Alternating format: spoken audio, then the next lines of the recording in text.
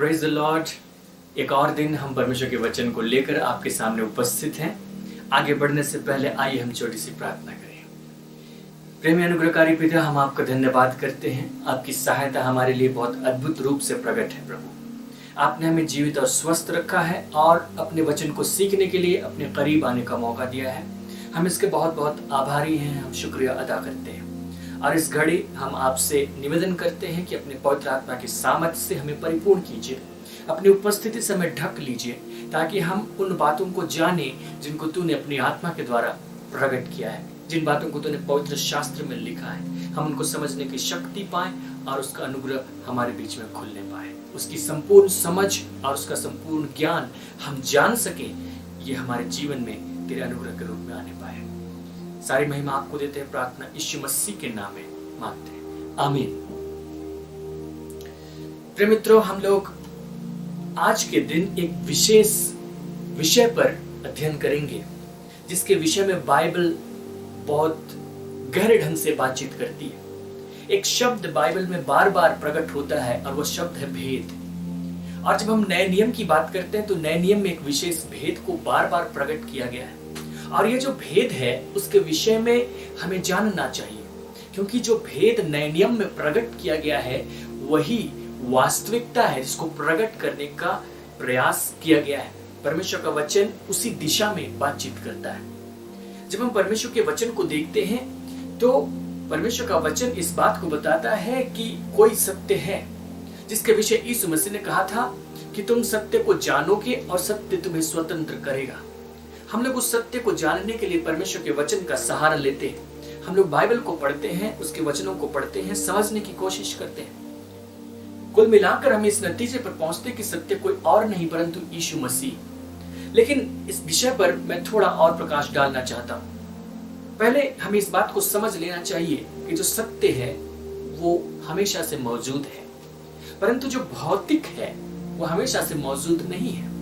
भौतिक अर्थात ये संसार और इसमें की सारी वस्तुएं, समस्त ब्रह्मांड जिसमें सारी भौतिक चीजें हैं, फिजिकल थिंग्स हैं, वो सारी चीजें एक समय मौजूद नहीं थी।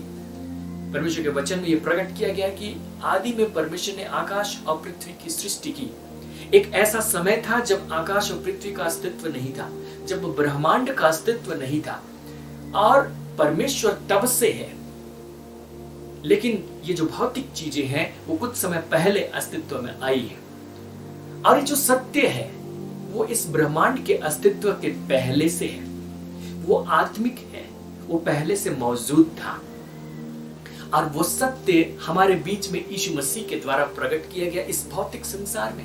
हम लोग इस भौतिक संसार के हिस्से हैं, हम इस भौतिक संसार में रहते हैं। हमारे सारे काम धाम, हमारी सारी गतिविधियां यहीं पर होती हैं।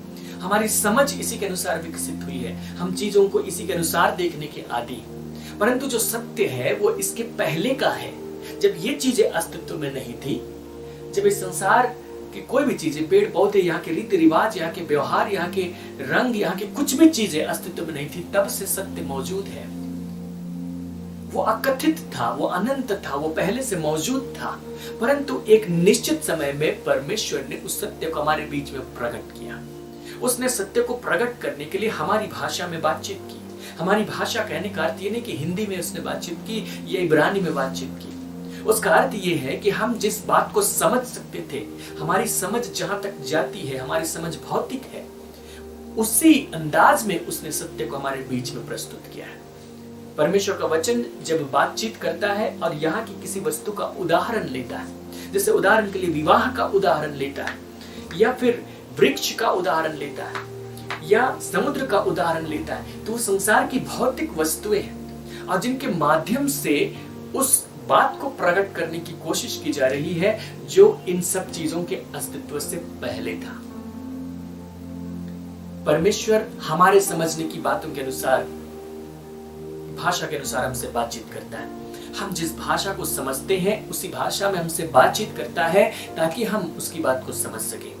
हम विवाह को समझते हैं तो हमसे वो बातचीत करते हुए विवाह का उदाहरण देता है ताकि हम सत्य को उस प्रकार से रिलेट कर पाए और हम उस प्रकार उसको समझ पाए। जब हम वृक्ष को समझते हैं वो वृक्ष को लेकर हमसे बातचीत करता है। जब हम मौसम को समझते हैं, हम परिस्थितियों को समझते हैं, हम संसार के रीति रिवाजों को समझते हैं, तो उन सारी चीजों के को लेकर वो हमसे बातचीत करता है ताकि इनके ऊपर, इनके परे जो सत्य है उसको हम पर प्रकट कर सके। सो सत्य को दो रूप में हमारे बीच में प्रकट किया गया। एक है शब्दों के रूप में। जब हम शब्दों के रूप में उसका प्रकटीकरण देखते हैं तो संपूर्ण पवित्र शास्त्र हमारे बीच में मौजूद है, और जो संपूर्ण पवित्र शास्त्र है ये उसका सटीक प्रकटीकरण है शाब्दिक रूप में। इससे बेहतर प्रकटीकरण सत्य का हो ही नहीं सकता यदि हम शाब्दिक रूप में बातचीत करें। सो परमेश्वर का वचन जो सत्य है, यीशु मसीह ने भी इसी प्रकार अपनी प्रार्थना में कहा था। यूहन्ना की पुस्तक और उसके अध्याय 17 और उसके पद 17, उसने पिता से प्रार्थना की और उसने कहा, सत्य के द्वारा उन्हें पवित्र कर, तेरा वचन सत्य है। तेरा वचन सत्य है, उसने कहा तेरा वचन सत्य है। तो उसका जो वचन है, उसका जो वचन पवित्र शास्त्र में दिया गया है वो सत्य है। लेकिन इस बात को समझ लेनी चाहिए कि पवित्र शास्त्र में जितने भी शब्द दिए गए हैं वो इस भौतिक संसार के बनाए जाने के बाद के शब्द हैं, उसके बाद अस्तित्व में आए।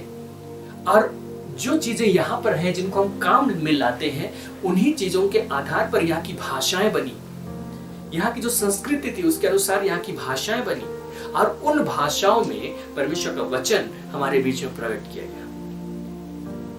सो ये जो पवित्र बाइबल है ये सत्य का शाब्दिक रूप है, शाब्दिक प्रकटीकरण है। लेकिन मैंने कहा कि इसका एक दूसरा भी प्रकटीकरण है, और वो प्रकटीकरण है यीशु मसीह के रूप में। जब यीशु मसीह इस संसार में आए, वचन ने उसके विषय में ये लिखा, यूहन्ना रचित सुसमाचार और उसके पहले अध्याय और उसके पद 17, तो लिखा है, इसलिए कि व्यवस्था तो मूसा के द्वारा दी गई, परंतु अनुग्रह और सच्चाई यीशु मसीह के द्वारा पहुंची। व्यवस्था एक समय में दी गई थी, परंतु वह मूसा के द्वारा दी गई थी, लेकिन अनुग्रह और सच्चाई भी इस धरती पर पहुंची, प्रकट की गई। सत्य यहाँ पर पहुंचा, वो यीशु मसीह के द्वारा यहाँ पर पहुंचा। यीशु मसीह के द्वारा उसको प्रकट किया गया। और यीशु मसीह ने अपने चेलों के साथ अंतिम बातचीत करते हुए अपने मरने से पहले इस बात को कहा कि सत्य मैं हूं, मार्ग, सत्य और जीवन मैं हूं। यीशु मसीह उस सत्य का देहधारी रूप है। सत्य को बताया नहीं गया ढंग से, सत्य की व्याख्या नहीं की गई ढंग से, बस ये प्रकट कर दिया गया कि संपूर्ण पवित्र शास्त्र सत्य का शाब्दिक रूप है और यीशु मसीह सत्य का देहधारी रूप है। यीशु मसीह हमारे स्तर पर आया, वो मनुष्य के स्तर पर आया। वो मनुष्य नहीं था, वो इस संसार की सृष्टि से पहले से था। वो इस संसार की सृष्टि का मूल कारण है। परमेश्वर का वचन कुलुस्सियों की पत्री उसके अध्याय 1 और उसके 15 से आगे बताती है कि जो संपूर्ण ब्रह्मांड है, संपूर्ण सृष्टि है, वो यीशु मसीह के द्वारा और उसी के लिए रची गई है। सोचो, इस संपूर्ण ब्रह्मांड का सृष्टि करता है वो मनुष्य नहीं हो सकता, क्योंकि मनुष्य तो इस सृष्टि का एक भाग है। वो इससे परे का है, वो इससे श्रेष्ठ है, वो इससे बहुत उत्तम है।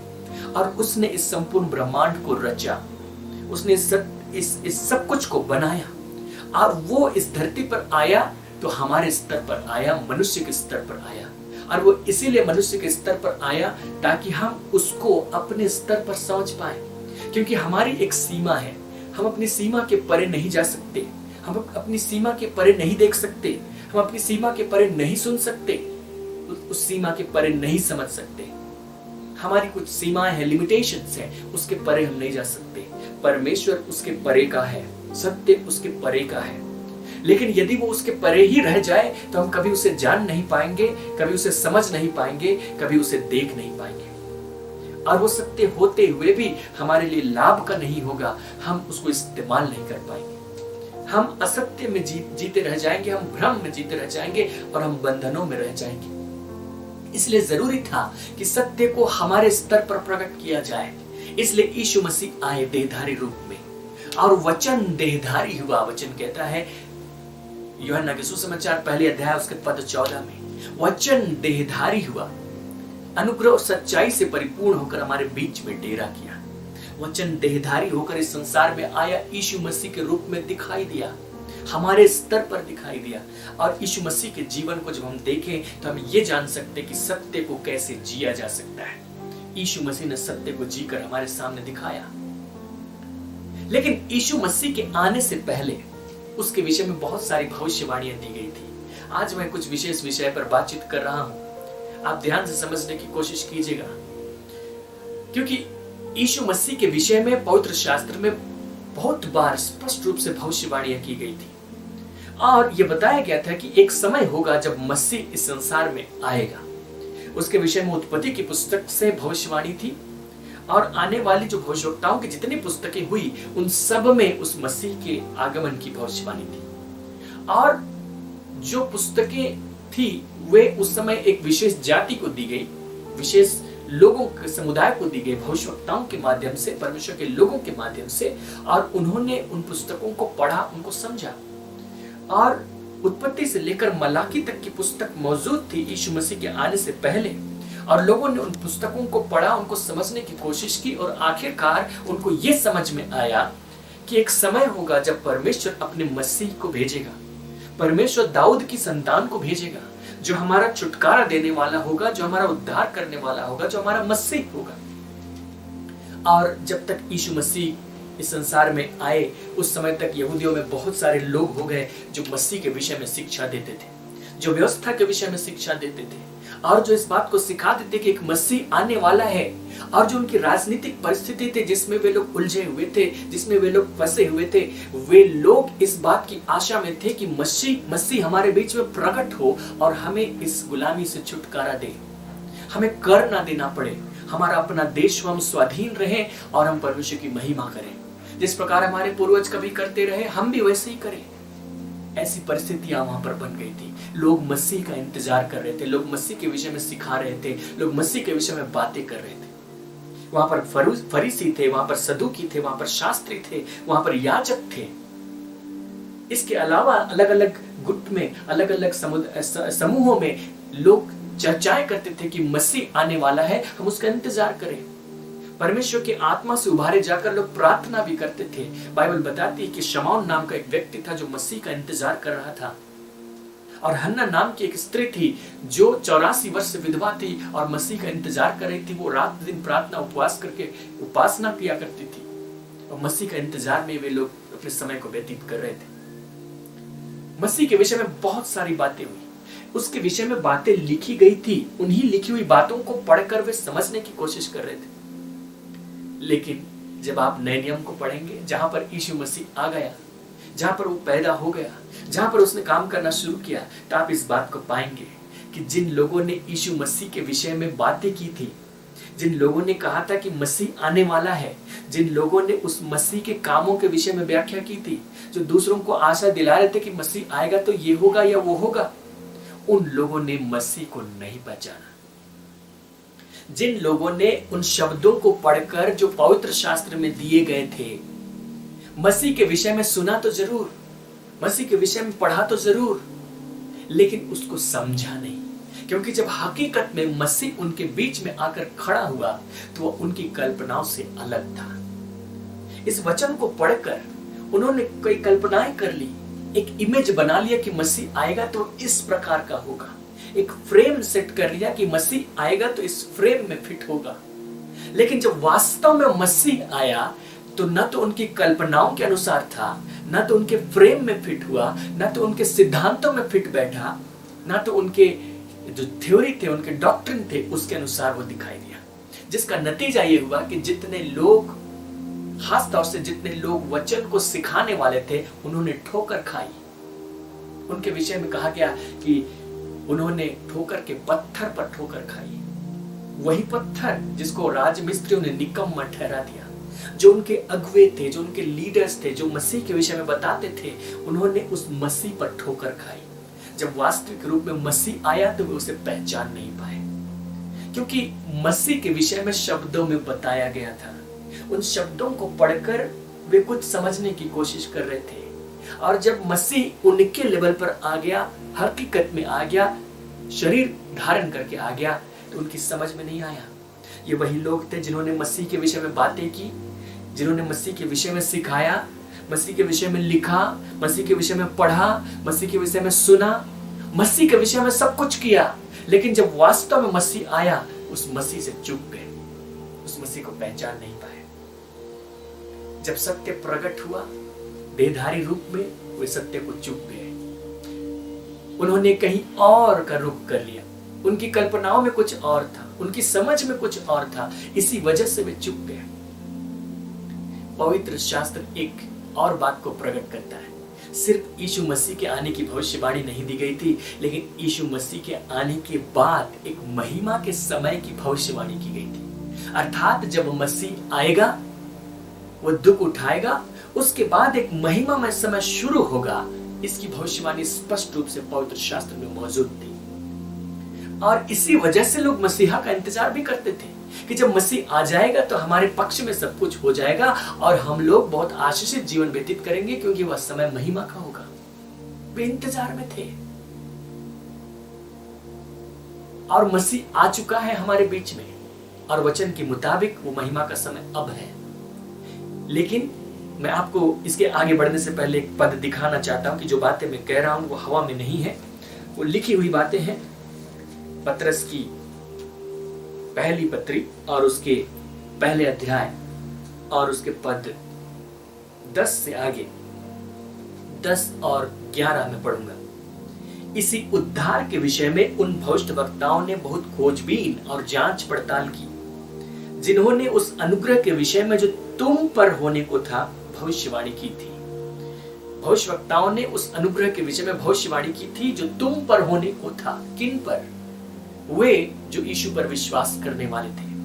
भविष्यवक्ताओं की जो भविष्यवाणियां थी दो भागों में हम बांट सकते हैं। वो मसीह केंद्रित थी कि मसीह आएगा, उसको लेकर भविष्यवाणी थी। उसके लिए एक पृष्ठभूमि तैयार कर रहे थे, बैकग्राउंड बना रहे थे कि जब मसीह आएगा तो ये बातें होंगी और मसीह को आने की आवश्यकता क्यों है। और इसके साथ कि जब मसीह आएगा तो उसके लोगों के साथ में क्या होगा, उनके साथ कैसी आशीष की बातें होंगी, वो भी वे भविष्यवाणी करते थे।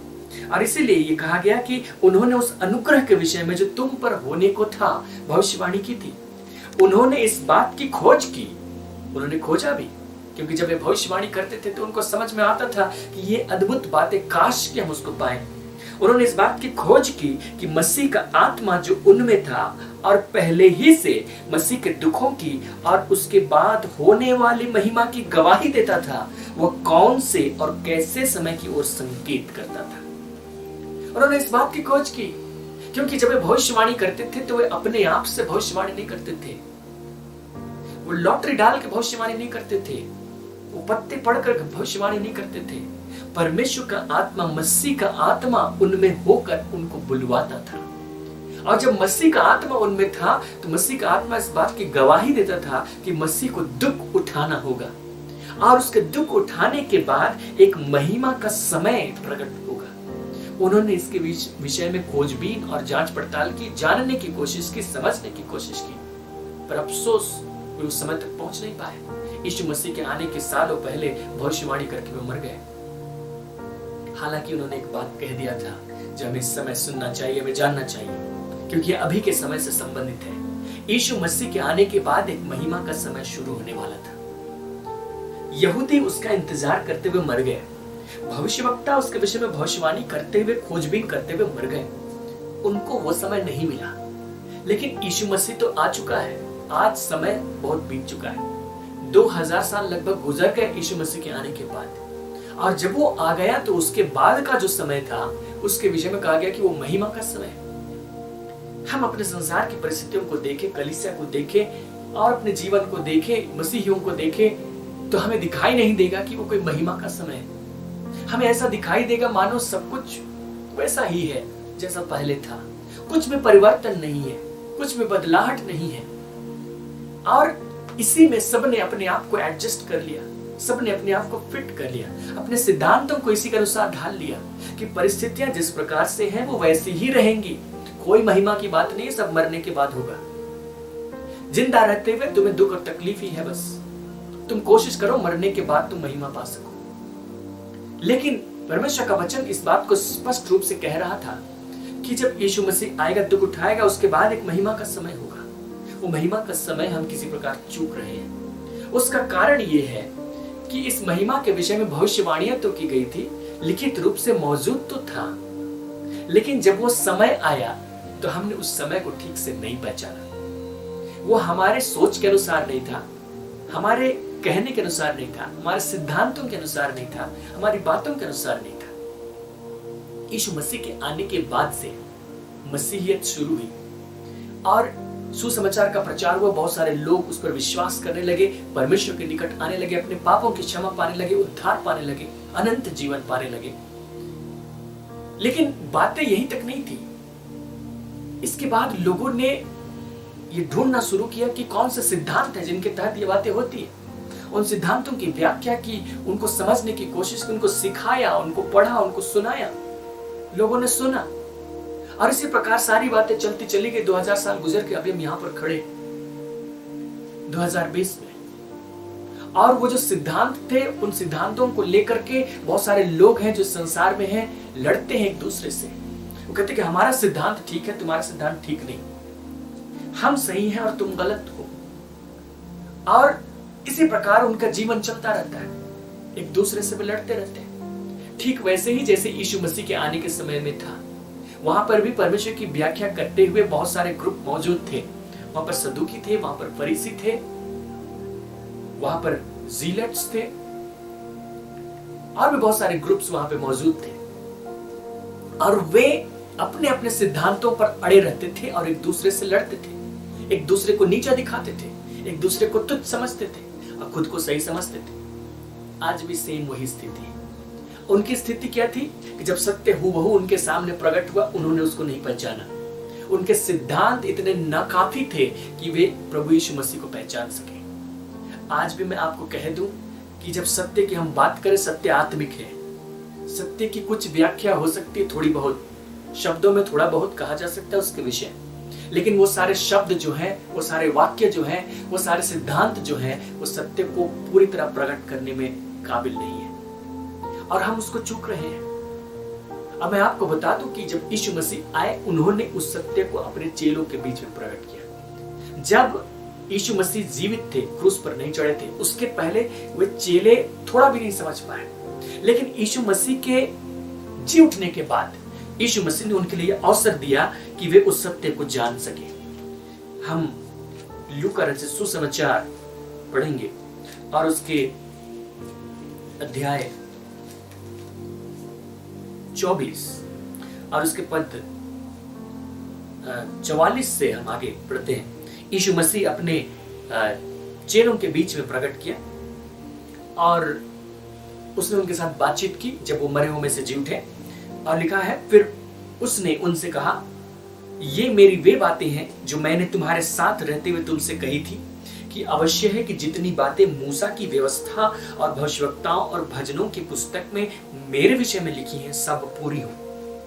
तब उसने पवित्र शास्त्र बूझने के लिए उनकी समझ खोल दी और उनसे कहा, यो लिखा है कि मसीह दुख उठाएगा और तीसरे दिन मरे हुओं में से जी उठेगा और यरूशलेम से लेकर सब जातियों में मन फिराव और पापों की क्षमा का प्रचार उसी के नाम से किया जाएगा। तुम इन सब बातों के गवाह हो। और देखो, जिसकी प्रतिज्ञा मेरे पिता ने की है, मैं उसको तुम पर उतारूंगा और जब तक स्वर्ग से सामर्थ्य न पाओ, तब तक तुम इसी नगर में ठहरे रहो। उसने पवित्र शास्त्र बूझने के लिए उनकी समझ खोल दी। ये वही पवित्र शास्त्र था जिसकी व्याख्या फरीसी करते थे, सदूकी करते थे, शास्त्री करते थे, मंदिर में वे जाते थे, इसका उपदेश सुनते थे और अलग अलग समूहों में इसकी चर्चा होती थी, पर उनकी समझ में कभी नहीं आया। लेकिन एक समय आया जब यीशु मसीह उनके सामने गए, उसने पवित्र शास्त्र बूझने के लिए उनकी समझ खोल दी। और जब उनकी समझ खुल गई तो उन्होंने पीछे देखा भविष्यवक्ताओं की पुस्तकों में और उन्होंने देखा और ये पाया कि अच्छा, ये जो भविष्यवक्ता ये लिख रहा था वो मसीह में इस प्रकार पूरा हुआ। पहले जब उसको पढ़ते थे तो समझ में नहीं आता था कि ये ऐसा पूरा होने वाला है, लेकिन जब पूरा हो गया और यीशु मसीह ने उनकी समझ खोल दी तो उनको समझ में आ गया कि जो बात वहां पर ऐसे लिखी गई थी वो इस प्रकार पूरी हुई है। मसीह के विषय की जो भविष्यवाणी थी वो इस प्रकार पूरी हुई है। और वे उन बातों को भी देखने लगे जिसको वे भविष्यवाणी नहीं समझते थे, जिसको वे दूसरी बातें समझकर पार हो जाते थे। जब वे वहां से पलट कर पीछे देखने लगे तो पाने लगे कि ये तो मसीह के विषय में कह रहा था, क्योंकि मूसा से लेकर भविष्यवक्ताओं की पुस्तकों में यीशु के विषय में ही लिखा हुआ था। और पीछे पलट कर देखने लगे, वे उन बलिदानों को देखने लगे जिसको सदियों से उनके पूर्वज चढ़ाते चले आ रहे थे और वे खुद भी चढ़ाते थे। और उनको अचानक दिखाई पड़ा कि दरअसल वो जो बलिदान थे, वो जो पशु थे जिनकी बलि की जाती थी, वो यीशु की ओर ही संकेत करते थे। इस प्रकार उनकी समझ खुल गई। पवित्र शास्त्र उनके सामने खुल पड़ा। वो भेद जो भविष्यवक्ताओं ने किसी प्रकार कहा था उनके सामने खुल गया। और उस समय जो चेले थे, जितने विश्वासी थे, वो बहुत सौभाग्यशाली रहे कि उन चेलों के द्वारा उनको सीखने का मौका मिला। पतरस ने अलग से प्रचार किया, यूहन्ना अलग जगह गया, बरतुल्मै अलग जगह गया, मत्ती अलग जगह गया, थोमा अलग जगह गया। सब क्योंकि परमेश्वर ने, यीशु मसीह ने उनकी समझ खोल दी, तो वे अलग अलग जगह चले गए और उन्होंने उन सत्य की बातों को उनको सिखाया। बाद में प्रेरित पौलुस चुना गया परमेश्वर की इस भेद को प्रकट करने के लिए, और परमेश्वर ने उस पर विशेष रूप से इस बात को प्रकट किया, क्योंकि ये एक ऐसा व्यक्ति चुना गया जो पुराने नियम का जानकार था, जो उस समय के सर्वश्रेष्ठ शिक्षक के पांव पर बैठकर पुराना नियम सीखता था, व्यवस्था सीखता था, और इसलिए अच्छी तरह से पुराने नियम को जानता था। और परमेश्वर ने उस पर अपने पवित्र आत्मा के द्वारा इस भेद को प्रकट किया। तो उस भेद को उसने जाना, उस भेद को उसने समझा, और उस भेद को उसने लिखा भी। बहुत सारे चेले यीशु मसीह के थे, 12 चेले, उसमें से एक मर गया, उसकी जगह पर दूसरा व्यक्ति चुना गया था। 12 लोग मौजूद थे, उस सत्य को जानने वाले, समझने वाले। उनमें से कम ही लोगों ने पुस्तकों के रूप में उस भेद को हमारे बीच में प्रकट किया। पतरस 2 पत्रियां लिख देता है, यूहन्ना थोड़ी सी पुस्तकें लिखता है, मत्ती और लूका और जो मरकुस हैं वो यीशु मसीह की जीवनी लिखते हैं। लेकिन उस भेद को प्रकट करने के लिए सिर्फ थोड़े ही लेख लिखे गए। लेकिन जो सबसे ज्यादा जिसने लिखा है वो है प्रेरित पौलुस। उसकी पत्रियों की संख्या पवित्र शास्त्र में बहुत ज्यादा है, और इसलिए हमें उसकी पत्रियों में होकर जाना पड़ता है ताकि हम उस भेद को समझ पाए। क्योंकि जो भेद लिखे गए थे वो हमारी महिमा के लिए लिखे गए थे। जब उस भेद को प्रेरित पौलुस पर प्रकट किया गया तो उसने सोचा कि क्या ये वही बात है जिसको मैं समझ रहा हूं? क्योंकि उस बात को लोगों ने नहीं जाना, उस बात को फरीसियों ने नहीं जाना, उस बात को सदूकियों ने नहीं जाना, उस बात को वहां के यहूदियों ने नहीं जाना, वहां के धार्मिक अगुओं ने नहीं जाना। क्योंकि अगर वे जानते तो यीशु मसीह को क्रूस पर नहीं चढ़ाते। उन्होंने उसको नहीं जाना। परमेश्वर ने वे बातें हमारे लिए दी हैं। और वो अपनी पत्री में इस प्रकार लिखता है, 1 कुरिन्थ और उसके 2 अध्याय को अगर हम देखें, वो कहता है पद 6 से, फिर भी सिद्ध लोगों में हम ज्ञान सुनाते हैं। क्योंकि जब वो सुसमाचार सुनाता था वह भेद की बातें नहीं होती थी, वह गहराई की बातें नहीं होती थी, क्योंकि वे सांसारिक लोगों की समझ में नहीं आएंगे। वो सिद्ध लोगों को ज्ञान सुनाता है जो यीशु मसीह में दृढ़ हो गए हैं, जो यीशु मसीह में मजबूत है, जो यीशु मसीह से फिरेंगे नहीं, वो उनको ज्ञान सुनाता है। परंतु इस संसार का और इस संसार के नाश होने वाले हाकिमों का ज्ञान नहीं, क्योंकि इस संसार में दूसरी ज्ञान की बातें मौजूद थी। उस समय जो यूनानी ज्ञान पद्धति थी वो मौजूद था, जो अनुभव से आता था वो ज्ञान मौजूद था, जो परंपराओं से आता था वो ज्ञान मौजूद था। वो उस ज्ञान को नहीं सिखाता। यहाँ तक कि जो उनके धार्मिक अगुओं के द्वारा आ रहा था वो उस ज्ञान को भी नहीं सुनाता, क्योंकि जो उनके धार्मिक अगुओं के द्वारा आया था वो ज्ञान अधूरा था, क्योंकि उसके तहत तो उन्होंने यीशु मसीह को नहीं पहचाना था। इसलिए वो इस संसार के नाश होने वाले हाकिमों का ज्ञान नहीं सुनाता, परंतु हम परमेश्वर का वह गुप्त ज्ञान भेद की रीति पर बताते हैं, जिसे परमेश्वर ने सनातन से हमारी महिमा के लिए ठहराया। उसने कहा हम परमेश्वर का वह गुप्त ज्ञान सुनाते हैं जिसको परमेश्वर ने हमारी महिमा के लिए ठहराया। मैं इसको दूसरे अनुवाद से आपके लिए पढ़ना चाहता हूं। पद 7 हम पढ़ रहे हैं, IBP अनुवाद। परंतु हम परमेश्वर के उस ज्ञान के रहस्य का वर्णन करते हैं, अर्थात उस गुप्त ज्ञान का जिसे परमेश्वर ने सनातन से हमारी महिमा के लिए ठहराया। एक ऐसा ज्ञान था, एक ऐसी बुद्धिमत्ता मौजूद थी परमेश्वर के काम में जो उसके पहले लोगों में खोली नहीं गई। भविष्यवक्ताओं ने उसके विषय में कह दिया और मर गए। उन्होंने खोजबीन और जांच पड़ताल की पर समझे नहीं। और उनकी पुस्तकों को पढ़ पढ़कर जो फरीसी सदूकी शास्त्री लोग थे उन्होंने कई तरह के सिद्धांत थ्योरी बना लिए, लेकिन फिर भी उनके बीच में वो ज्ञान, वो बुद्धि खोली नहीं गई। प्रेरित पौलुस कहता है कि मैं उस ज्ञान का, उस बुद्धि का प्रचार करता, उसकी व्याख्या करने के लिए हूं। मैं उस गुप्त ज्ञान की भेद की बातों को प्रकट करता हूं। हम परमेश्वर का वह गुप्त ज्ञान बताते हैं, उस भेद को बताते हैं, उस रहस्य को बताते हैं जिसे परमेश्वर ने सनातन से हमारी महिमा के लिए ठहराया। ये सनातन से मौजूद था, इसलिए मैं आपको कह रहा था कि सत्य पहले से मौजूद था। सनातन का अर्थ है अनादिकाल से, वो हमेशा से मौजूद था।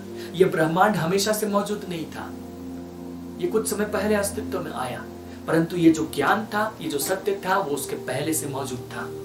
और सनातन से परमेश्वर ने इसको इसीलिए ठहराया था ताकि इसके द्वारा हम उस महिमा को प्राप्त करें। सनातन से हमारी महिमा के लिए ठहराया, जिसे इस संसार के हाकिमों में से किसी ने नहीं जाना।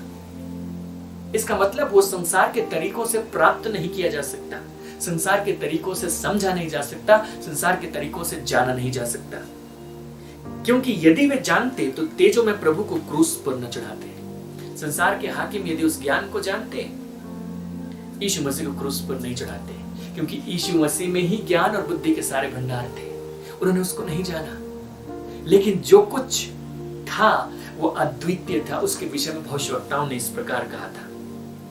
पद 9 हम पढ़ते हैं, परंतु जैसा लिखा है।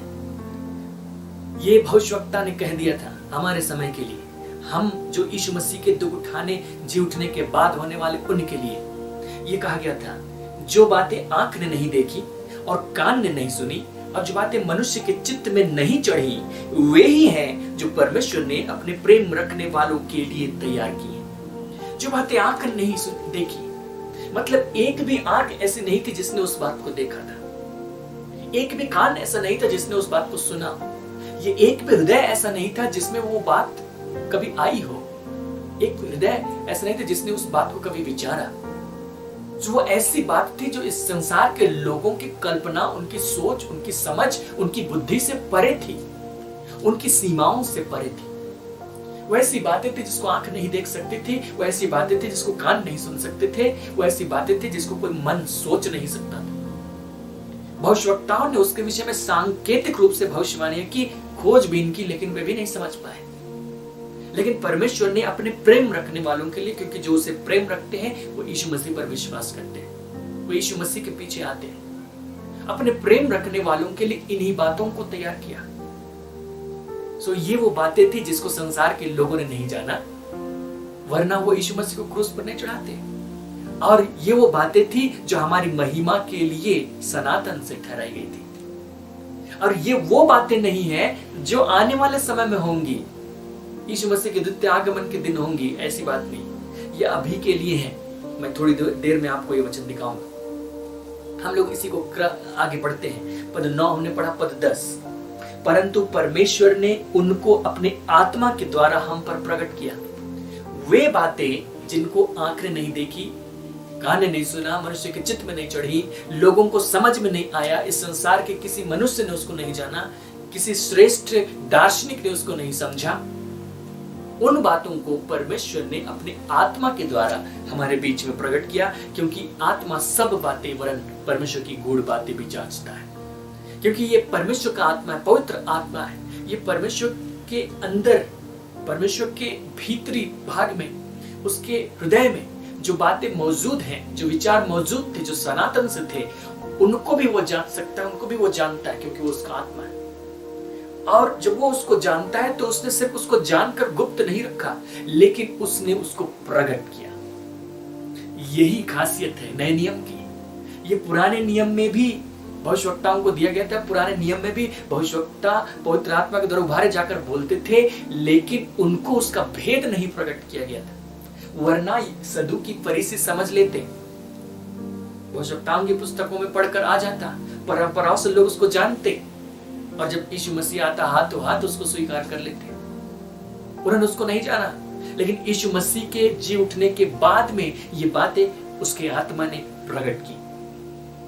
मनुष्यों में से कौन किसी मनुष्य की बातें जानता है? केवल मनुष्य की आत्मा जो उसमें है। मनुष्य की बातें कौन जानता है? मेरे विषय में कौन जानता है? सब कुछ एक तो परमेश्वर जानता है और एक है मैं जो जानता हूं। उसी प्रकार परमेश्वर की बातें कौन जानता है? परमेश्वर का आत्मा। सो परमेश्वर का आत्मा उसकी बातों को जानता है, जिसको आंख ने नहीं देखी, कान ने नहीं सुना, मनुष्य के चित्त में नहीं चढ़ी, और उनको वहां से निकाल कर हमारे बीच में लाया, हमारे बीच में प्रकट किया।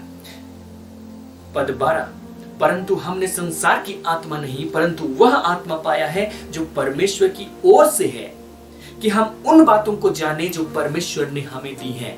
हालेलुया। परमेश्वर ने अपने आत्मा को हमारे लिए इसलिए दिया है कि हम उन बातों को जान सकें जिनको परमेश्वर ने हमें दी है।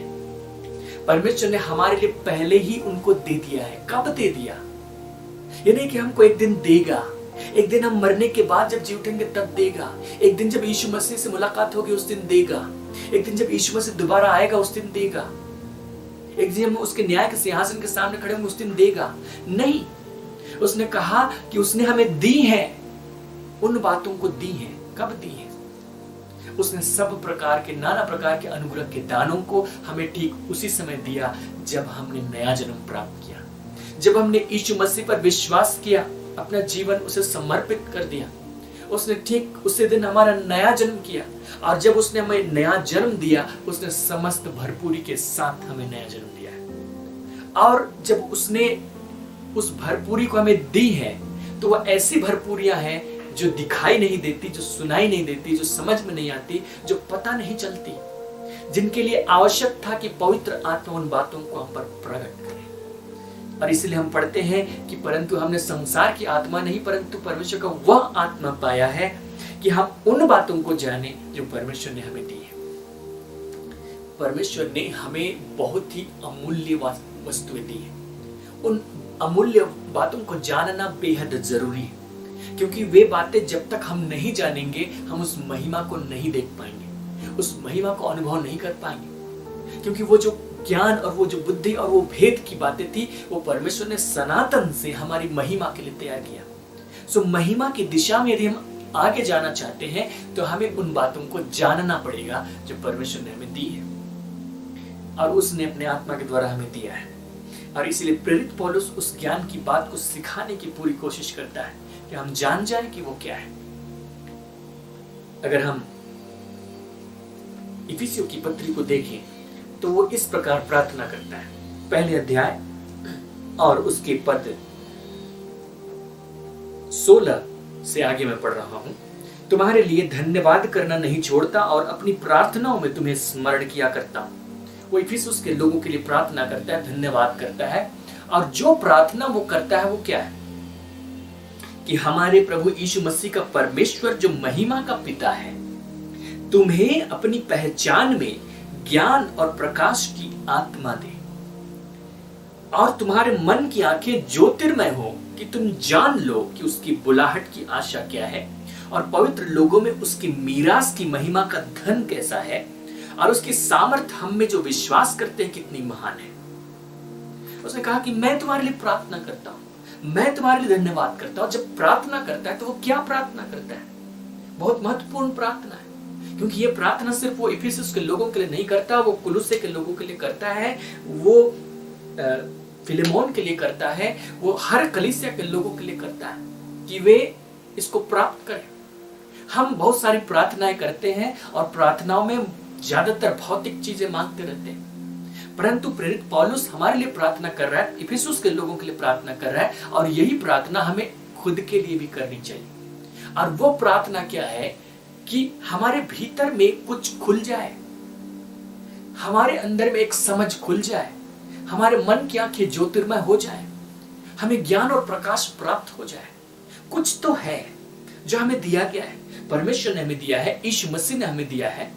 वो बातें मौजूद हैं, वो हमारे भीतर ही है, हमारे लिए उपलब्ध ही है, लेकिन हम उनको देख नहीं पा रहे, हम उनको जान नहीं पा रहे, हम उनको समझ नहीं पा रहे हैं, क्योंकि मानो हमारी आंखें बंद हैं, क्योंकि मानो हम नींद में हैं, क्योंकि मानो हम उसको देख नहीं पा रहे।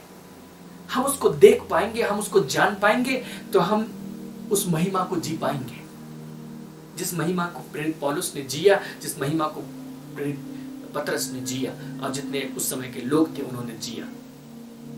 उसके लिए जरूरी है कि हमारे मन की आंखें ज्योतिर्मय हो, उसके लिए जरूरी है कि हमें ज्ञान और प्रकाश की आत्मा प्राप्त हो। हमें इस प्रार्थना को अपने लिए करनी चाहिए। प्रभु कुछ बताना चाह रहे हैं कि तुम्हारे बुलाहट की आशा क्या है, इसको जानने के लिए तुम्हें ज्ञान और प्रकाश की आत्मा चाहिए, तुम्हारे मन की आंखें ज्योतिर्मय होनी चाहिए। ये कोई ऐसा एकेडमिक बात नहीं है कि इसको आप कहीं किताब से पढ़ करके जान लेंगे। आप किताब से उसके विषय में पढ़ सकते हैं, उसके विषय में बातें कर सकते हैं, उसके विषय में प्रचार कर सकते हैं, उसके विषय में आप बहुत सिद्धांत प्रकट कर सकते हैं, लेकिन इसके बावजूद आप उसको नहीं जान सकते हैं। क्योंकि ये जो जानना है, ये बाहर का जानना नहीं है। ये जो जानना है वो उस प्रकार का जानना नहीं है जिस प्रकार हम अपने सिलेबस की किताबें पढ़ते हैं और वहां से चीजों को जानते हैं। ये जानना ऐसा है जिसको हम भीतर से जानते हैं, और उसके लिए भीतर की आंखें खुलनी होंगी। जब तक वो भीतर की आंखें खुल न जाए तब तक हम उन बातों को नहीं जान सकते। हम शब्दों को दोहराएंगे जरूर, हम शब्दों पर ही रह जाएंगे, लेकिन उन मूल बातों से चूक जाएंगे। और यही प्रेरित पौलुस की जिद है कि हम प्रत्येक विश्वासी इस बात को जाने, क्योंकि जो भीतर है उसको भीतर से जाना जा सकता है। क्योंकि जो सत्य है वो शब्द नहीं है, सत्य को शब्दों में प्रकट किया जा रहा है, लेकिन वो शब्द सत्य नहीं है। शब्द उस सत्य को प्रस्तुत कर रहे हैं, सत्य उन शब्दों के पीछे है। शब्द उनका प्रोजेक्शन है, उनका प्रक्षेपण है। हम उसके पीछे जाने की कोशिश कर रहे हैं, और ये तभी संभव है जब हमारे भीतर की आंखें खुल जाएं। हमें इसके लिए प्रार्थना करनी चाहिए, क्योंकि ये जो भेद था वो सब लोगों पर प्रकट नहीं किया गया, ये सब भविष्यवक्ताओं पर भी प्रकट नहीं किया गया।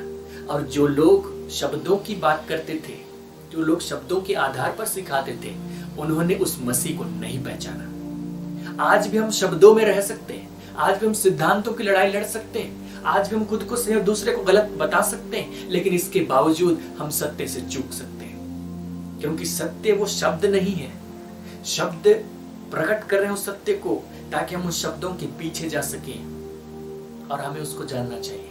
ये परमेश्वर का दान है, ये परमेश्वर का अनुग्रह है, और ये उसी व्यक्ति पर प्रकट होगा जो इसके लिए लालसा के साथ परमेश्वर के पास में आएगा। मैं आपको आगे दिखाना चाहता हूं इफिसियों की पत्री 3 अध्याय और उसके पद 2 से मैं पढ़ता हूं। यदि तुमने परमेश्वर के उस अनुग्रह के प्रबंध का समाचार सुना हो जो तुम्हारे लिए मुझे दिया गया है, अर्थात यह कि वह भेद मुझ पर प्रकाशन के द्वारा प्रकट हुआ, जैसा मैं पहले ही संक्षेप में लिख चुका हूं। वह भेद मुझे दिया गया प्रकाशन के द्वारा, जिसे तुम पढ़कर जान सकते हो। क्योंकि उसने पहले लिखा अध्याय 1 में, अध्याय 2 में, अब वो अध्याय 3 में लिखता है कि मैंने वो भेद तुम्हें थोड़ा संक्षेप में लिख दिया, और वह भेद मुझे प्रकाशन के द्वारा मिला। वो भेद मैं आपको बोल दूं आप जान जाएंगे, ऐसा नहीं होगा। वो भेद मैं आपको शब्दों में बोल सकता हूं, आप उस वाक्य को याद कर सकते हैं, आप उस वाक्य को रिपीट कर सकते हैं, इसके बावजूद उस भेद को आप जाने नहीं जाने ये भी संभव है। वो भेद प्रकाशन के द्वारा ही प्रकट होता है, उसके लिए भीतर की आंखें खुलनी पड़ती हैं। और ये प्रेरित पौलुस है जो कहता है कि मुझ पर प्रकाशन के द्वारा प्रकट हुआ, जिसे मैं लिख चुका हूं, जिसे तुम पढ़कर जान सकते हो कि मैं मसीह का वह भेद कहां तक समझता हूं, जो अन्य समयों में मनुष्यों की संतानों को ऐसा नहीं बताया गया था। अन्य समय में ऐसा नहीं बताया गया था, जैसा कि आत्मा के द्वारा अब, जिस समय प्रेरित पौलुस मौजूद था उस समय, अब उसके पवित्र प्रेरितों और भविष्यवक्ताओं पर प्रकट किया गया। अन्य समयों में नहीं प्रकट किया गया था, यशायाह को नहीं प्रकट किया गया, मूसा को नहीं प्रकट किया गया, जितने पुराने नियम के भविष्यवक्ता थे उनको नहीं प्रकट किया गया। परंतु अब जिस दौर में प्रेरित पौलुस था उस समय, जिस दौर में पेंतीकोस्ट के दिन पवित्र आत्मा उंडेला गया था, उस दरमियान परमेश्वर की आत्मा ने यीशु मसीह के प्रेरितों और भविष्यवक्ताओं पर प्रकट किया, वह भेद प्रकट किया। और वह भेद प्रेरित पौलुस हमें चाहता है कि हम जाने। इसी प्रकार मैं आपको एक और जगह लेकर जाना चाहता हूं, कुलुसियों की पत्री और उसके अध्याय 1 और उसके पद 25 में पढ़ रहा हूं, 25 से आगे। जिसका मैं परमेश्वर के उस प्रबंध के अनुसार सेवक बना जो तुम्हारे लिए मुझे सौंपा गया, ताकि मैं परमेश्वर के वचन को पूरा पूरा प्रचार करूं। प्रेरित पौलुस अपनी विशेष सेवकाई के विषय में कहता है कि मुझे एक विशेष जिम्मेदारी दी गई कि मैं परमेश्वर के उस प्रबंध का, उस भेद का जो सनातन से ठहराया गया था, मैं पूरा पूरा प्रचार करूं, उसकी संपूर्ण व्याख्या बताऊं, ताकि तुम भी उसको जानो। साथ में वो प्रार्थना भी उनके लिए करता है। इसी पहले अध्याय में आप देखेंगे 9 से आगे वो उनके लिए प्रार्थना भी करता है। और उसके आगे लिखता है, अर्थात उस भेद को जो समयों और पीढ़ियों से गुप्त रहा। वो भेद समयों और पीढ़ियों से गुप्त रहा, भविष्यवक्ता उसको कभी नहीं जान पाए, परंतु अब उसके उन पवित्र लोगों पर प्रकट हुआ है जिन पर परमेश्वर ने प्रकट करना चाहा। नया नियम इस बात को बताता है कि चुने हुए लोगों पर वो भेद प्रकट किया गया। उनमें से प्रेरित पौलुस भी एक था। वो अपनी पत्रियों में उस भेद को लिखता है। हमें उसकी पत्रियों को बार बार पढ़नी चाहिए। वो भेद मौजूद है। वो एक ऐसा भेद है जो पुराने नियम के लोग कभी नहीं जान पाए। वो नए नियम के लोगों के लिए है, वो हमारे लिए है, जिसको परमेश्वर ने सनातन से हमारी महिमा के लिए तैयार किया है, ताकि हम उस भेद को जाने, उस ज्ञान को समझें। परमेश्वर के आत्मा के द्वारा हमारे मन की आंखें ज्योतिर्मय हो जाएं, हमें ज्ञान और प्रकाश की ऐसी आत्मा मिले कि हम उस बात को समझ जाए कि वो क्या बताना चाहता है, उन शब्दों के पीछे क्या है। इस भौतिक दुनिया के जितने शब्द हैं, जो हमारी भाषा में जितने शब्द हैं, जिनके माध्यम से इसको प्रकट किया जा रहा है, उसके पीछे क्या है, हम उसको देख लें, अदृश्य को देख लें, जो अनसुना है उसको सुन लें, जो कोई मनुष्य सोच नहीं सकता उसको समझ लें, और हम उसको जानने के द्वारा इस संसार में महिमा को जी सके, क्योंकि वह भेद हमारी महिमा के लिए तैयार किया गया था, ठहराया गया था। प्रेरित पौलुस को वो भेद पता था। आज मैं उस भेद के विषय में बातें नहीं कर रहा हूं, नहीं बताऊंगा आज। मैं चाहता हूं कि आप इसके लिए प्यास रखें, इसलिए मैं यहीं पर आकर छोड़ रहा हूं। बस मैं इतना चाहता हूं कि आप उसके लिए परिश्रम करें, उसके लिए ढूंढें। मुझे एक बात आपको बतानी है, आपकी लालसा को बढ़ाने के लिए, और वो है मत्ती के सुसमाचार से। मैं जब इसको पढ़ता था तो कई बार मैं मिस कर जाता था, मैं समझ में मुझे नहीं आता था। मत्ती की पुस्तक और उसके अध्याय 7 और उसके पद 6 में पढ़ रहा हूं। जब आप अध्याय 7 को पढ़ेंगे तो इस अध्याय में शुरू से ही एक विशेष दूसरे विषय पर बातचीत की जा रही थी, दोष मत लगाओ दूसरों पर वगैरह वगैरह। फिर आप आगे पढ़ते जाएंगे, अलग अलग विषय पर बातें की गई, लेकिन जो पद 6 है वो एक ऐसे विषय पर बात करता है जिससे मुझे लगता था कि इसका संबंध न तो पद 5 के साथ है, न तो पद 7 के साथ है। और जितने अनुवादक हैं, जितने बाइबल को सेटिंग करके लिखते हैं हेडिंग्स के साथ, उन्होंने पद 6 को आमतौर पर पद 5 वाले पैराग्राफ में रख दिया। पद 7 से इसका कोई संबंध नहीं है, ऐसा उनको लगा, सो पद 7 को अलग पैराग्राफ में लिखते हैं। लेकिन मैं आपको बताना चाहता हूं कि इसका उसके साथ बहुत गहरा संबंध है। वहां पर ऐसा लिखा है, पवित्र वस्तु कुत्तों को न दो और अपने मोती सूअरों के आगे मत डालो। ऐसा न हो कि वे उन्हें पांव तले रौंदे और पलट कर तुमको फाड़ डाले। मांगो तो तुम्हें दिया जाएगा, ढूंढो तो तुम पाओगे, खटखटाओ तो तुम्हारे लिए खोला जाएगा। क्योंकि जो मांगता है उसे मिलता है, जो ढूंढता है वह पाता है, जो खटखटाता है उसके लिए खोला जाएगा। उसने कहा पवित्र वस्तु कुत्तों को मत दो। यीशु मसीह की शिक्षा है। यीशु मसीह की शिक्षा है मतलब परमेश्वर की शिक्षा है। इसका मतलब है कि परमेश्वर ठीक इसी के अनुसार काम करता है। वो देखता है कि पवित्र क्या है, मोती क्या है, कीमती क्या है, और जिस व्यक्ति को मैं दे रहा हूं उसके लिए उसका क्या मोल है। कुत्ते के लिए पवित्र वस्तु का कोई मोल नहीं, सूअर के लिए मोती का कोई मोल नहीं। इसलिए उनको मत दो, क्योंकि एक तो वे उसकी कीमत नहीं समझेंगे और उल्टा तुम पर आक्रमण करेंगे, क्योंकि तुम उन्हें रोटी नहीं दे रहे हो, उनके मन मुताबिक चीजें नहीं दे रहे हो, जबकि तुम अपनी तरफ से उनको बेहतरीन चीजें दे रहे हो। इसलिए ऐसा मत करो। सो परमेश्वर भी जो उसके मूल्यवान वस्तुएं हैं वे सबको नहीं देगा। जो उसका मूल्य नहीं समझते उनके सामने वो नहीं खोला जाएगा। जो उसका कोई वैल्यू नहीं देते, उसके बदले कुछ दूसरी चीजें अपेक्षा करते, उन पर वो नहीं खोलेगा। जिन भेद की बातों के विषय में मैं आपसे बात कर रहा हूं वे भी ऐसी ही हैं। वो सनातन से गुप्त था, वो सनातन से हमारी महिमा के लिए ठहराया गया था। वो कीमती वस्तुएं हैं, ब्रह्मांड के अस्तित्व से पहले से उनका अस्तित्व था, वो मौजूद थी। और परमेश्वर ने तय किया कि एक समय जब ब्रह्मांड होगा, लोग होंगे, मैं वो चीजें उनके लिए दूंगा। उसने ठहराया वो चीजें, लेकिन वो पवित्र चीजें हैं, वो मोती के समान है। वो कुत्तों को नहीं दी जाएंगी, वो सूअरों को नहीं दी जाएंगी। कुत्ते और सूअर से ये मत समझिए कि वो आपको गाली दे रहा है, लेकिन ये वो व्यक्ति है जो उसका महत्व नहीं समझते, जो उसको वैल्यू नहीं देते। तो जो उसको वैल्यू नहीं देते तो कभी भी उस भेद को समझने की, खोजने की कोशिश नहीं करेंगे। संसार की दूसरी बातों को खोजेंगे, अपने शरीर से संबंधित चीजों को खोजेंगे, समाज से संबंधित चीजों को खोजेंगे, दूसरी चीजों को खोजेंगे, परंतु वो भेद, वो ज्ञान, क्या मतलब है उससे? रहने दो। जिनको इस प्रकार के एटीट्यूड है, परमेश्वर उन पर वो भेद नहीं खोलेगा, क्योंकि उसी की शिक्षा है। वो मना करता है कि ऐसे व्यक्तियों को मत दो, क्योंकि उसकी कीमत नहीं समझते। परंतु यदि किसी को उसकी कीमत पता है तो वो क्या करेगा? वो मांगेगा और वो पाएगा, वो ढूंढेगा और वो पाएगा, वो खटखटाएगा और उसके लिए खुलेगा। जो व्यक्ति इस प्रकार करता है उसके लिए यह भेद खोला जाएगा। जब मैं छोटा था, मुझे यह वचन सिखाया गया, मैंने इस वचन को याद किया, तो मैंने समझा कि मुझे जो चीज मांगना है, जो चीज मुझे चाहिए वो मांगना है। मुझे क्या चाहिए? मुझे कुछ भौतिक वस्तुएं चाहिए, मुझे खिलौने चाहिए, मुझे कपड़े चाहिए, मुझे भोजन चाहिए। तो मैंने उन्हीं चीजों को मांगा, परमेश्वर ने दे भी दिया।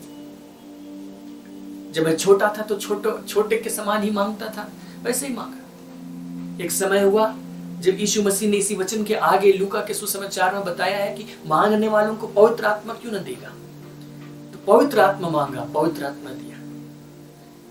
लेकिन अब उसके ऊपर भी एक स्तर है जहां पर वो भेद खुलना है, जहां पर वो मन की आंखें खुलनी है, जहां पर वो ज्ञान और प्रकाश की आत्मा चाहिए। और ये भी जब तक हम इसके लिए लालसा ना करें तो हमारे लिए खुलने वाला नहीं। और इसके लिए चाहिए कि हम लालसा करें, हम उन बातों को जाने कि हमारी महिमा के लिए कुछ अद्भुत ठहराया गया है। मैं इसीलिए उस महिमा की बात को आपके सामने रखना चाहता हूं, ताकि आपके अंदर एक लालसा जन्मे। ये बताया गया था कि मसीह दुख उठाएगा, उसके बाद एक महिमा का समय आएगा। महिमा का समय आ चुका है, अभी है, अभी का समय महिमा का समय, क्योंकि यीशु मसीह दुख उठा चुका है। उस महिमा को हम जी सकते हैं अभी, लेकिन उस भेद को जानने के द्वारा, उस ज्ञान को जानने के द्वारा कि वह हमारे भीतर में खुले। आपके अंदर एक लालसा उत्पन्न हो जाए कि आप उस भेद को जानने की लालसा करें। जब आप लालसा करेंगे तो आप उस लालसा को प्रकट करने के लिए आप मांग सकते हैं, उस लालसा को प्रकट करने के लिए आप ढूंढ सकते हैं, उस लालसा को प्रकट करने के लिए आप खटखटा सकते हैं। पवित्र आत्मा आपकी सहायता करेगा कि आप कैसे मांगे, पवित्र आत्मा आपकी सहायता करेगा कि आप कैसे खोजें, आपकी सहायता करेगा कि आप कैसे खटखटाएं। और जब आप ऐसा करेंगे आपके लिए वो चीजें दी जाएंगी, क्योंकि यीशु मसीह ने ऐसा कहा कि तुम में से ऐसा कौन मनुष्य है यदि उसका पुत्र रोटी मांगे तो उसे पत्थर दे, मछली मांगे तो उसे सांप दे। जब तुम बुरे होकर अपने बच्चों को अच्छी वस्तुएं देना जानते हो तो तुम्हारा स्वर्गीय पिता अपने मांगने वालों को अच्छी वस्तुएं क्यों न देगा। पवित्र वस्तुएं कुत्तों को मत दो, मोती स्वरों को मत दो, तुम्हारा स्वर्गीय पिता अपने मांगने वालों को अच्छी वस्तुएं क्यों न देगा। क्या है वो अच्छी वस्तुएं? वो भेद, वो ज्ञान। हमें लगता है कि उससे हमारा क्या होगा, हमें कुछ खाने पीने की चीजें दे दो, हमें कुछ भौतिक चीजें दे दो, हमारे जरूरतों के संबंध में बात करो। उस भेद और ज्ञान से क्या लेना देना है? लेकिन उसी से आपका लेना देना है, क्योंकि वहीं पर महिमा है। और जहां पर महिमा है वहां पर अधूरापन नहीं है, वहां पर भरपूरी है। परमेश्वर सदैव अपनी महिमा में रहता है, वो किसी घटी में नहीं रहता। जब हम उस महिमा में जिएंगे हम किसी भी घटी को अनुभव नहीं करेंगे, हम हमेशा बहुतायत का अनुभव करेंगे, बहुतायत के जीवन को जी पाएंगे। परमेश्वर चाहता है कि हम उन बातों को देखते चले जाएं। अंतिम में मैं एक और पद आपके सामने रखूंगा और फिर मैं समाप्त करूंगा। 2 कुरिन्थ और उसके अध्याय 3, वहां पर एक दृष्टांत के रूप में कहा गया है कि पुरानी वाचा जब लाई गई थी, मूसा के चेहरे पर तेज चमक रहा था, और वो तेज जो था उसके चेहरे से किरणें निकल रही थी, महिमा थी। मूसा ने अपने चेहरे पर कपड़ा ढक लिया, लेकिन एक समय ऐसा आया जब उसने अपने चेहरे से कपड़ा उतारा, और जब कपड़ा उतारा तो लोगों ने देखा कि वो जो चमक थी वो गायब हो गई। ये बताया गया कि पुरानी वाचा में भी कोई चमक थी, कोई महिमा थी।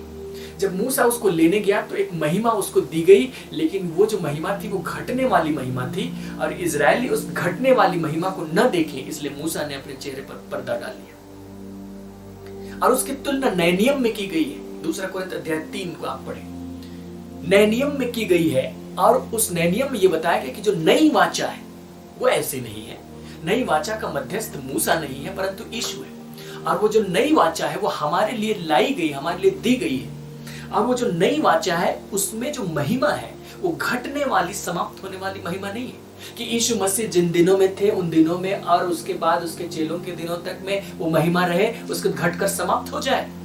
उसके बाद के जो जनरेशन है, पीढ़ियां हैं, वो अंधकार में रहे, क्योंकि तेज जो है वो जाता रहा। यीशु मसीह ने इस प्रकार नहीं दिखाया कि उसके चेहरे से किरणें निकल रही हैं, पर्दा ढक लिया, घट गया, समाप्त हो गया, या उसके चेहरे से किरणें निकलती हुई नहीं दिखाई जा रही है। हम लोगों को सिर्फ उस समय की घटना याद दिलाई जाती है जब वो रूपांतर के पहाड़ पर प्रार्थना कर रहा था और उसका संपूर्ण जो शरीर था वो चमकने लगा था। लेकिन ये उसके बारे में बात नहीं, ये उस नई वाचा की जो चमक है, नई वाचा में जो बातें हैं वो हमारे लिए है। उसकी जो चमक है वो फीकी होने के लिए नहीं है, जैसी पहली शताब्दी में थी वैसे ही अभी भी है। वो ये बताता है, ये कहा गया है। अगर हम देखेंगे 2 कोरिन्थ अध्याय 3 पद 8 से, तो आत्मा की वाचा और भी तेजोमय क्यों ना होगी, क्योंकि जब दोषी ठहराने वाली वाचा तेजोमय थी तो धर्मी ठहराने वाली वाचा और भी तेजोमय क्यों ना होगी। और जो तेजोमय था वह भी उस तेज के कारण जो उससे बढ़कर तेजोमय था, कुछ तेजोमय न ठहरा। पुराने नियम की वाचा तेजोमय थी, लेकिन नए नियम की वाचा उससे बेहतर तेजोमय है, तो उसके सामने ये फीकी पड़ गई, मानो सूरज के सामने दिया दिखाना हुआ, क्योंकि वह जो घटता जाता था तेजोमय था। पुराने नियम की वाचा कि तेज जो घटता जाता था वह तेजोमय था, तो वह जो स्थिर रहेगा और भी तेजोमय क्यों ना होगा। ये स्थिर रहने वाली बात है, इसमें फेड होने की कोई बात ही नहीं है, इसमें समाप्त होने की कोई बात ही नहीं, इसमें घटने की कोई बात ही नहीं, वो स्थिर रहने की बात है और बेहतर तेज के साथ है, बेहतर महिमा के साथ है। और वो जो महिमा है उसकी झलक हमारे जीवन से दिखनी है, ये परमेश्वर का वचन कहता है। इसी अध्याय के अंत में मैं एक पद को पढ़ रहा हूं, पद 18, परंतु जब हम सबके उघाड़े चेहरे से प्रभु का प्रताप इस प्रकार प्रकट होता है जिस प्रकार दर्पण में, तो प्रभु के द्वारा जो आत्मा है हम उसी तेजस्वी रूप में अंश अंश करके बदलते जाते हैं। ये जो पद है इसका 2 रूप में अनुवाद किया जाता है। जब हम किंग जेम्स वर्जन पढ़ते हैं तो वहां का अनुवाद दूसरे रूप में प्रकट किया गया है। वहां पर जो अनुवाद है वो ये कहता है कि जब हम अपने उघाड़े चेहरे से प्रभु का प्रताप मानो दर्पण में देखते हैं, प्रभु के प्रताप को वहां देखते हैं, तो देखते देखते हुए जो हम हैं वो भी उसी तेजस्वी रूप में अंश अंश करके बदलते जाते हैं। अर्थात वह तेज जो है एक हमारे जीवन से प्रकट नहीं होता, पर आंशिक रूप से वो बढ़ता जाता है और वो हो जाएगा। हम इसको दूसरे अनुवाद से, हिंदी अनुवाद में, दूसरी बाइबल में इस्तेमाल कर रहा हूं जहां पर ये अर्थ दिया गया। 3 अध्याय 2 कोरिन्थ और उसके पद 18, और हम सब खुले चेहरे से प्रभु का तेज मानो दर्पण में देखते हुए, प्रभु का तेज हम देखते हैं मानो दर्पण में, कि मानो हम जब दर्पण में देख रहे हैं तो अपने आप को नहीं देख रहे, हम प्रभु को देख रहे हैं, प्रभु के तेज को देख रहे हैं। और जब हम दर्पण में देखते हैं तो प्रभु अर्थात आत्मा के द्वारा, अपने आप से नहीं होता परंतु परमेश्वर की आत्मा के द्वारा उसी तेजस्वी रूप में, जिस तेज को हम देख रहे हैं, उसी तेजस्वी रूप में अंश अंश करके बदलते जाते हैं। इसका मतलब ये है कि वह जो भेद है वो परमेश्वर की महिमा से संबंधित है। यह जो भेद है वो परमेश्वर का जो गुप्त ज्ञान है वो परमेश्वर के व्यक्तित्व से संबंधित है, जिसको हम दर्पण में देखते हैं, जिसको हम मानो पवित्र शास्त्र भी दर्पण के समान उसमें देखते हैं। और जब हम उसको देखते जाते हैं लालसा के साथ, उसको मांगते जाते हैं, उसको ढूंढते जाते हैं, उसको खटखटाते जाते हैं, तो अंश अंश करके उसके आत्मा के द्वारा हम उसी तेजस्वी रूप में बदलते जाते हैं, क्योंकि दर्पण में हम प्रभु का तेज देखते हैं। प्रभु ने इस तेज को, इस महिमा को हमारे लिए ठहराया। वहां जो तेज शब्द था उसके लिए यूनानी में एक ही शब्द है, वो है डोक्सा। इंग्लिश में एक ही शब्द है, वो है ग्लोरी। हिंदी में दूसरा शब्द है, वो है महिमा। तो जो महिमा था, महिमा की जो बात है वो हमारे लिए है, वो इसी काल के लिए है, हमारे जीवन के लिए। इसी भौतिक जीवन में हम उस महिमा को जी सकते हैं, यहाँ पर उसका लाभ ले सकते हैं, हम उसको प्रकट कर सकते हैं। परमेश्वर चाहता है कि हम उसकी इस भरपूरी को प्राप्त करें। इस संसार में भौतिक बातों के ऊपर हम नजरें उठाएं, हम ऊपर उठकर देखें कि परमेश्वर हमारे लिए क्या कह रहा है। हम इस संसार से परे देख सके, शब्दों के परे देख सके, अनंत में देख सके, और परमेश्वर दया करे कि आपके मन की आंखें ज्योतिर्मय हो। इसको अपनी प्रार्थना बना लीजिए कि आप उस भेद को जान जाए, उसकी लालसा करें, वो आपके भीतर खुल जाए। और जब वो खुल जाएगा, धीरे धीरे वो खुलता चला जाएगा। आप उस तेज को देखते चले जाएंगे, उस तेज को देखते चले जाएंगे और उसका तेज हमारे जीवन से प्रकट होता चला जाएगा। कोई जरूरी नहीं कि किरणें हमारे चेहरे से निकलने लगेंगी, हाथ पांव से निकलने लगेंगी, लेकिन वो महिमा कई रूपों में प्रकट होगी और वो महिमा हमारे जीवन से हर घटी को दूर करेगी। हम हमेशा परमेश्वर के आभारी रहेंगे, हम धन्यवादी रहेंगे, हम उससे लिपटे रहेंगे। परमेश्वर आपकी सहायता करे। आइए हम छोटी सी प्रार्थना करेंगे। प्रेमी पिता, हम धन्यवाद करते हैं कि तूने अपने पवित्र शास्त्र में हमारे लिए ऐसी बातों को दिया है जिनको जब हम पढ़ते हैं हमारे रोंगटे खड़े हो जाते हैं, क्योंकि तूने हमारे लिए एक महिमा का समय ठहराया। प्रभु, हम उस महिमा के समय के विषय में पवित्र शास्त्र में पढ़ रहे हैं। बहुत सारे सिद्धांत और बहुत सारे शब्दों में, वाक्यों में उन बातों को प्रकट करने की कोशिश की गई। प्रभु, हम उनमें रहकर शब्दों में फंस नहीं जाना चाहते, हम वहीं पर पढ़ नहीं जाना चाहते। हम उन फरीसियों और सदूकियों और शास्त्रियों के समान नहीं हो जाना चाहते जिन्होंने उसके विषय में बातें की, उसके विषय में चर्चा की, लोगों को सिखाया, लेकिन जब सत्य उनके सामने आया तो वे उसको पहचान नहीं पाए। प्रभु, उसी प्रकार हम यहाँ पर चूक नहीं जाना चाहते अपने समय में। तो अनुग्रह कर, हम जो भी शब्दों में पढ़ रहे हैं हम उसकी वास्तविकता को समझ पाए। प्रभु, तो अनुग्रह दे कि हमारे मन की आंखें ज्योतिर्मय होने पाए, हमें ज्ञान और प्रकाश की आत्मा होने पाए, ताकि हम उन बातों को देख पाए, हमारी आंखें खुल जाए, हमारा अंधापन मिट जाए, हमारे भीतर जो पर्दा पड़ा है वो फट जाए और हम तेरी महिमा को, तेरे तेज को हम मानो देखने वाले हो जाएं, दर्पण में देखते चले जाएं। और जो नई वाचा का तेज है हमारे लिए, वो जो स्थिर रहने वाला तेज है, जो बिना घटने वाला तेज है, वो हमारे जीवन में प्रकट होता चला जाए। अंश अंश करके हम उसी तेजस्वी रूप में, महिमा में, रूप में बदलते चले जाएं। पिता, मैं प्रार्थना करता हूँ कि प्रयोग के लिए कि इनमें से प्रत्येक जन ऐसे ही हो जाए, ताकि उस भेद को, उस ज्ञान को जान जाए जिसको तूने प्रथम शताब्दी में प्रकट किया, अपने चेलों पर, अपने भविष्यवक्ताओं पर, प्रेरितों पर प्रकट किया, चुने हुए लोगों पर प्रकट किया, जिनको तूने पवित्र शास्त्र के माध्यम से हमारे लिए लिख भेजा। प्रभु, हम भी उस भेद को जान जाएं, ताकि जिस प्रकार वे महिमा में जिए थे हम भी महिमा में जी सके, ताकि हम इस संसार में तुझे प्रकट कर सके, इस संसार में तेरी कलीसिया तेजस्वी होने पाए। पिता, हम धन्यवाद करते हैं, हमारी सहायता करेंगे। इन हर एक प्रयोग के लिए मेरी प्रार्थना है पिता। इनमें से कई ऐसे लोग हैं जो कई प्रकार की बीमारियों से होकर के गुजरते हैं, यीशु के नाम से वे अपनी बीमारियों से आजाद होने पाए, हर एक बीमारी उनके शरीर को छोड़कर निकलने पाए, हर एक दुर्बलता की बातें यीशु के नाम से उनके शरीर को छोड़कर जाने पाए, वे अपने शरीर में पूरे स्वास्थ्य को प्राप्त करें। कोई भी बीमारी और दुर्बलता वहां पर न रहे, क्योंकि उनका शरीर तेरा मंदिर है, तेरा मंदिर पवित्र है, उसमें किसी बीमारी का कोई स्थान नहीं, उसमें किसी अजनबी का कोई स्थान नहीं, उसमें सिर्फ तेरा स्थान है। प्रभु, तू उसमें निवास कर और हर एक ऐसी नकारात्मक बातों को यीशु के नाम से उनके जीवन से निकलने की आज्ञा देते हैं।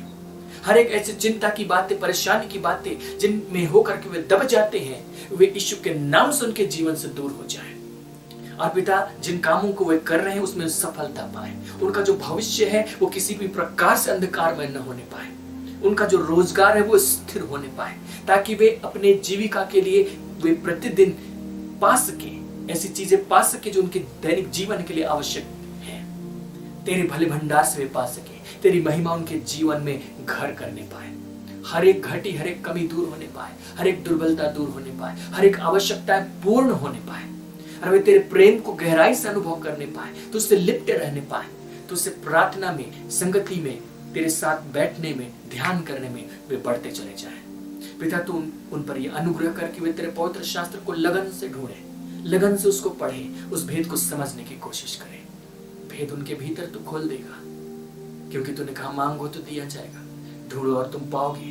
तुम्हारा स्वर्गीय पिता अपने मांगने वालों को अच्छी वस्तुएं क्यों न देगा। पिता, तू अच्छी वस्तुएं प्रदान करेगा। मैं धन्यवाद करता हूँ प्रभु, सारी महिमा आपको देते हुए ये प्रार्थना यीशु मसीह के नाम में मांगते हैं, आमीन। प्रिय मित्रों, हम विश्वास करते हैं कि आज के वचन के द्वारा परमेश्वर ने आपसे बातचीत की है। जो लालसा, जो प्यास आपके भीतर में जागी है, आप उसको बुझने मत दीजिए, लेकिन उसके लिए आप रात और दिन परिश्रम कीजिए। आप उस पवित्र शास्त्र को पढ़िए जहां पर भेद की बातें, ज्ञान की बातें लिखी हैं, प्रार्थना करते जाइए प्रतिदिन की प्रार्थना में इसको शामिल कीजिए कि आपके भीतर वो ज्ञान और प्रकाश की आत्मा हो, आपके मन की आंखें ज्योतिर्मय हो और आप परमेश्वर के उस महिमा से परिपूर्ण होते जाएं, अंश अंश करके उसके महिमामय रूप में परिवर्तित होते जाएं। हमारी यही प्रार्थना है। आपकी उन्नति के लिए हमारे पास और भी संसाधन मौजूद हैं। आप हमारे वेबसाइट www.harvest-team.org पर जरूर विजिट करें। वहां पर एक और सेक्शन है जो आपकी उन्नति के लिए ठहराया गया है। उसमें बाइबल क्विज है, आप उसमें जरूर जाकर सहभागी हों। और ये जो बाइबल क्विज है वे साधारण क्विज नहीं है कि आपकी जानकारी, आपके ज्ञान को टटोलने के लिए, लेकिन जब आप उस क्विज के प्रश्नों को हल करेंगे तो आपको उनके वचनों की गहराई में जाने का मौका मिलेगा, समझने का मौका मिलेगा। और जैसे ही आप उस क्विज को सबमिट करेंगे, आपको उसका उत्तर आपके ईमेल पर मिल जाएगा और आप उसके द्वारा अपने प्रतिदिन के जीवन में उन्नति कर सकते हैं। तो इसलिए आप हमारे वेबसाइट में जरूर विजिट करें, अलग अलग सेक्शंस में जरूर एक बार जाकर देखें आपकी उन्नति के लिए वहां पर क्या है। परमेश्वर आपकी सहायता करे।